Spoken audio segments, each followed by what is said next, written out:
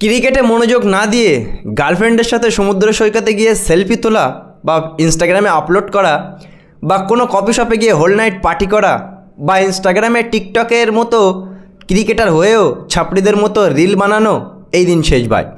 Performance না করলে দূর হয়ে চলে যাও ভাই, ভারতীয় দলে তোমাদের জায়গা নেই। বন্ধুরা, ভারতীয় ক্রিকেটারদের জন্য কিন্তু অনেক ইম্পর্টেন্ট কিছু গাইডলাইন্স নিয়ে আসলো আমাদের ক্রিকেট বোর্ড বিসিসিআই, যে গাইডলাইন্সটা পালন না করলে ভারতীয় ক্রিকেটারদের কিন্তু অনেক বড় শাস্তি হবে, ভারতীয় দল থেকে লাথি মেরে তাড়িয়ে দেওয়া হবে।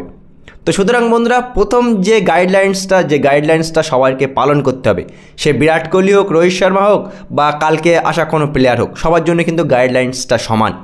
তো প্রথম গাইডলাইন্স, ভারতীয় দল কোনো দেশে যদি ট্যুর করে, মানে ধরো অস্ট্রেলিয়ায় গেল বা ইংল্যান্ডে গেল, যেখানে 45 দিনের বেশি যদি ভারতীয় দল ট্যুর করে, সেখানে মাত্র 14 দিন, 2 সপ্তাহ, 45 দিনের ট্যুরে মাত্র 2 সপ্তাহ পরিবারের কোনো সদস্য, স্ত্রী হোক, মা বাবা হোক বা গার্লফ্রেন্ড হোক, মাত্র 2 সপ্তাহ মানে 14 দিনের বেশি কিন্তু থাকতে পারবে না। আর যদি ট্যুর মনে করো ছোটো হয়, মানে 20 দিনের ট্যুর হলো, তাহলে কিন্তু 7 দিনের বেশি থাকতে পারবে না পরিবারের সদস্য বা গার্লফ্রেন্ডরা। দ্বিতীয় যে গাইডলাইন্সটা সেটা হলো সবাইকে বাসে করে যেতে হবে, টিম বাসে করে। এই না যে আগের মতো এটা হবে না, যে বিরাট কোহলি বড় প্লেয়ার, রোহিত শর্মা বড় প্লেয়ার, টিম বাসের সাথে না গিয়ে তারা নিজেদের পার্সোনাল গাড়িতে করে ট্রাভেল করছে, এটা কিন্তু চলবে না। প্রত্যেকটা player, each and every player, যত বড়ই খেলোয়াড় হও না কেন, যত বড়ই তোমার নাম হোক বা টাকা পয়সা থাকুক না কেন, রোলস রয়েল গাড়ি থাক না কেন, তোমাকে কিন্তু টিম বাসের সাথে ট্রাভেল করতে হবে। আর তৃতীয় যে গাইডলাইন্সটা, যেটা সত্যি খুবই ভালো লাগলো আমার ব্যক্তিগতভাবে, পারফরমেন্স করলে টাকা পাবে, পারফরমেন্স না করলে উপরন্ত টাকা কাটা যাবে। একটা প্লেয়ার, বন্ধুরা, আগে এই নিয়মটা ছিল যে প্রত্যেকটা প্লেয়ারের সমান একটা ফি ছিল, ম্যাচ ফি 8 লাখ 10 লাখ, কিন্তু এমন আর হবে না। পারফরমেন্স করলে ধরো 8 লাখের জায়গায় ধরো সেই প্লেয়ার 10 লাখ পেলো, আর পারফরমেন্স না করলে 8 লাখের জায়গায় ধরো সেই প্লেয়ারকে 4 লাখ কেটে শুধু 4 লাখ দিয়ে দিল, এমন হবে বন্ধুরা। এটা কিন্তু ভালো নিয়ম।